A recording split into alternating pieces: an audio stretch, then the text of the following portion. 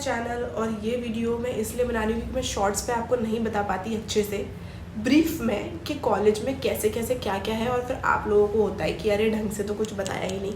तो अब मैं आराम से सिंपल वर्ड्स में सब कुछ ढंग से समझाने वाली हूँ। और जो लोग भी जेन्युइनली एडमिशन लेना चाहते हैं वो प्लीज़ अच्छे से सब कुछ सुने, और उनको बाद में जब अगर वो काउंसलिंग के लिए भी जाएं तो कौन कौन से पेपर चाहिए होंगे, क्या क्या हेल्प चाहिए होगी, वो उसके लिए भी मैं वीडियो बनाऊंगी। बट अभी के लिए ये वीडियो जो मोस्टली क्वेश्चंस आ रहे हैं उन्हें मैं क्लियर कर देती हूँ, जो कि मैं शॉर्ट्स में अच्छे से क्लियर नहीं कर पा रही क्योंकि टाइम लिमिट होती है, तो मैं सब कुछ ब्रीफ में नहीं समझा पाती। तो स्टार्ट करते हैं कि कॉलेज का नाम है केडी डेंटल कॉलेज मथुरा, ठीक है। अब ये एक प्राइवेट BDS कॉलेज है। इस कॉलेज में MDS भी होता है, BDS भी होता है, और जो कि BDS 4 year plus 1 year internship का कोर्स है। तो ये सब होता है इस कॉलेज में, ठीक है। 100 लोगों का एडमिशन लिया जाता है BDS के लिए, ये आपको पता है होगा या मैं आपको बता देती हूँ। फिर उसके बाद हर साल 100 लोगों का एडमिशन होता है। पहले लोग बहुत कम एडमिशन लेते थे, अब लोग एडमिशन लेने लगे हैं। हमने भी, हमारा बैच भी 100 का तब फुल हुआ जब पिछली बार नीट की लीक पेपर की मारामारी चल रही थी, इस वजह से तो बच्चों ने सोचा कि जो मिल रहा है ले लो। तो अब मैं आपको बता दूं कि बहुत से लोगों का क्वेश्चन था कि कॉलेज कैसा है। तो कॉलेज अच्छा है, मैं कोई कॉलेज की बुराई नहीं कर रही हूँ, मुझे भी पता है कि कॉलेज अच्छा है। बट लोगों की एक्सपेक्टेशंस होती है पढ़ाई से नहीं, फेस्ट से, कि कॉलेज के फेस्ट कैसे होते हैं। बड़े बड़े जो कॉलेज होते हैं उनमें वही बाहर बाहर से सिंगर बुलाते हैं, अच्छे अच्छे फेस्ट होते हैं, ऐसा कॉलेज में कुछ नहीं होता। मैं अभी क्रिस्टल क्लियर कर देती हूँ कि कॉलेज में फेस्ट भी होते हैं, फंक्शंस भी होते हैं, बट ऐसा कोई लेविश लाइफस्टाइल नहीं है। नॉर्मली जितना कॉलेज एक अच्छा कॉलेज करा सकता है वो सब होता है, सारी इन्जॉयमेंट होती है और पढ़ाई भी होती है। बहुत लोग बाहर ये बोलते हैं कि अरे केडी डेंटल में तो पढ़ाई ही नहीं होती।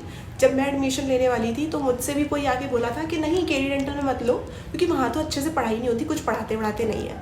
बट मेरी फ्रेंड पहले से वहाँ पढ़ती थी तो मैंने उससे पूछा था, तब जाके मैंने एडमिशन लिया था। और केडी में पढ़ाई होती है, ऐसा कहीं भी नहीं है कि केडी में पढ़ाई नहीं होती और सिर्फ मौज मस्ती होती है। तो जो आपके क्वेश्चंस हैं अब मैं उनका आंसर दे देती हूँ इस वीडियो में। मैं वीडियो को ज़्यादा लंबा नहीं खींचना चाहूँगी। था कि can you please share how you got into KD Dental post NEET, what was the process, how you approach everything etcetera. Also I want to get little a hint about marks. तो मैं आपको बता दूं कि KD Dental का I want to know about KD Dental Mathura expected cutoff. तो जो 2024 की कट ऑफ थी वो जनरल कैटेगरी के लिए थी 164 और OBC SC ST के लिए थी 129 कट ऑफ। और नीट को क्लियर तो करना ही पड़ेगा। जब आपका नीट क्लियर हो जाएगा, अब जैसे कि नीट का पेपर हार्ड होता है तो कट ऑफ कम हो जाती है, पेपर इजी होता है, बुद्धू होता है तो कट ऑफ हाई जाती है। तो वैसे ही है। अब जैसा कि सुनने में आ रहा है कि नीट ने इस बार बहुत हार्ड पेपर बनाया है, इससे पहले इतना हार्ड पेपर कभी नहीं आया, तो उस हिसाब से कट ऑफ कम भी हो सकती है और कट ऑफ नीचे भी जा सकती है।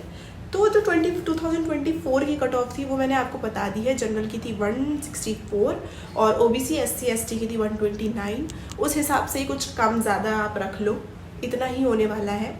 और मुझे पहले ही राउंड में मिल गया था कॉलेज, तो इतने मुझे सेकंड थर्ड राउंड तक जाना नहीं पड़ा था।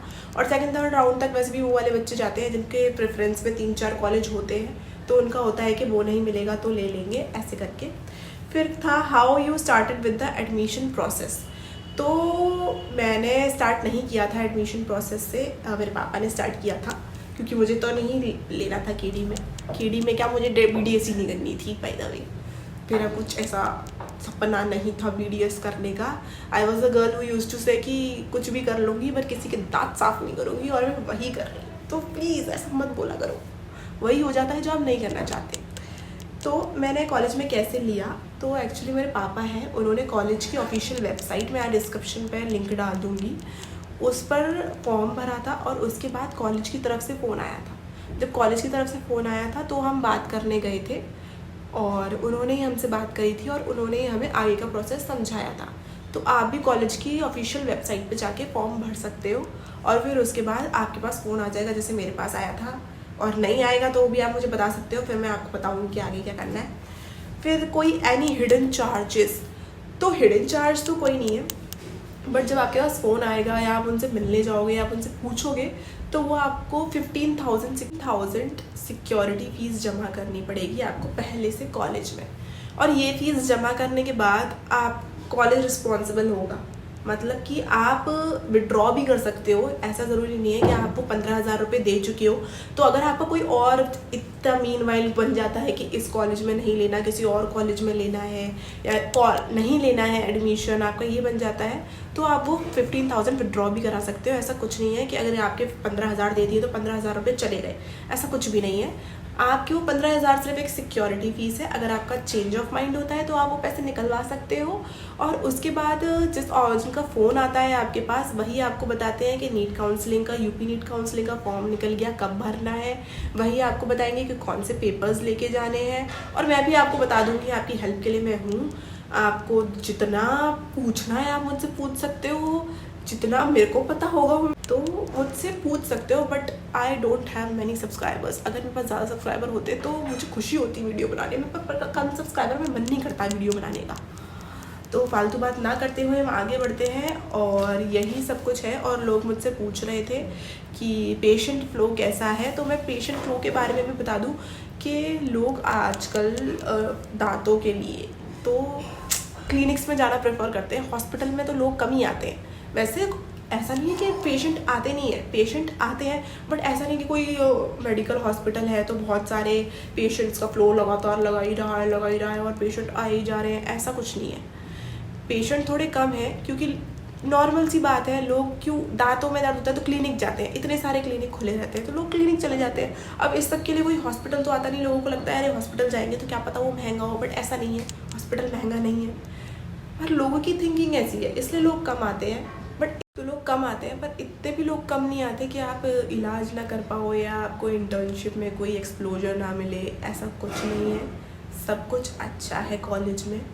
और बाकी आपकी क्वेरीज़ के लिए मैं यहाँ पर हूँ ही। और एक और बार मैं आपका फ़ीस स्ट्रक्चर बता देती हूँ क्योंकि वो सब तो मैं अप्रॉक्स लगा रही थी। अब मैं आपको अच्छे से बता देती हूँ कि fees structure for first year क्या है। और उसके बाद मैं उसका एक फ़ोटो भी लगा दूँगी इसके एंड में, जिसको आप स्क्रीनशॉट ले लेना। और वहाँ अगर आप कॉलेज में भी फ़ोन करोगे तो वो भी आपको एक स्लिप देते हैं, एक पेज देते हैं जिस पर लिखा होता है कौन सा कितना चार्ज है।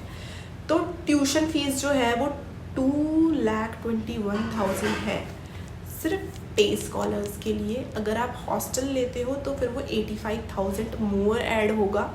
और उसके बाद फर्स्ट ईयर, अब जैसे किसी भी कॉलेज में एडमिशन ले लो, पहले साल में ज़्यादा खर्चा होना ही है, तो फर्स्ट ईयर में फिर सिक्योरिटी फ़ीस भी जाती है, वन टाइम रजिस्ट्रेशन फ़ी कह सकते हैं उसे, दैट इज़ 15,000। और आपका टोटल हो गया 3,21,000 एज़ पर हॉस्टलर। और अगर आप हॉस्टलर नहीं हो तो आप अपने 85,000 उसमें से माइनस कर लो। ये तो फर्स्ट ईयर की फ़ीस हो गई, तो आपका ऐसे ही है। और फिर नेक्स्ट आपके 3 ईयर में आपका रजिस्ट्रेशन फ़ीस 15,000 नहीं जाएगा, तो वो आप माइनस कर लेना। और बाकी मैं वो आपका क्लिप में वहाँ पर लगा दूँगी, आप वो स्क्रीनशॉट ले सकते हो।